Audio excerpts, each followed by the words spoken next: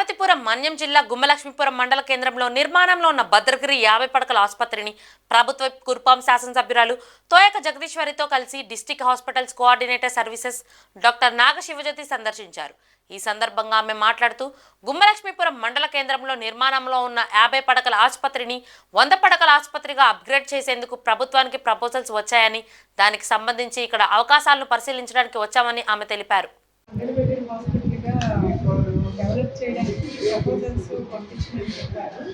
So దీనికి scope ఎంత ఉంది ఏంటి అని వచ్చి చూడడానికి వస్తే ఇక్కడ ఉన్న వర్క్లోడ్కి ఇక్కడ బాగా ఇంటీరియర్ ప్లేస్ అవ్వడం వల్ల మిగతా అంటే డిస్ట్రిక్ట్ హాస్పిటల్కి అయినా ఎక్కడికైనా రావడానికి వీళ్ళు దాదాపు 55-60 కిలోమీటర్లు రావడం అనేది చాలా కష్టమైన పని. ఇంటీరియర్ ఏరియా కాబట్టి డెఫినెట్గా ఇక్కడ 100 బెడెడ్ హాస్పిటల్ అవసరం అని గవర్నమెంట్ కూడా కన్సిడర్ చేస్తుంది.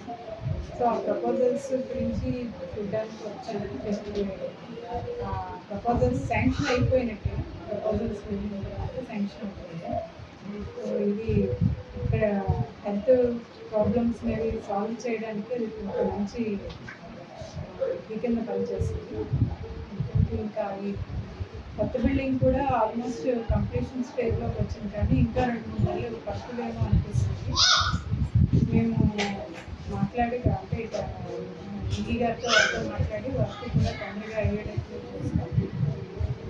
దానివల్ల ఏంటంటే ఎంత తొందరగా బిల్డింగ్ మనకి ఫంక్షనాలిటీలోకి వస్తే ఇక్కడ మంచాలవి చాలా తక్కువ ఉన్నాయి, పేషెంట్లు ఎక్కువ ఉన్నారు. సో హాస్పిటల్ పెద్దగా ఉంటే కానీ వీళ్ళు వచ్చే సీజన్లో ఫీవర్ సీజన్లో ఇబ్బంది లేకుండా పేషెంట్స్కి అది డెఫినెట్గా అయ్యేటట్టు చేస్తాం.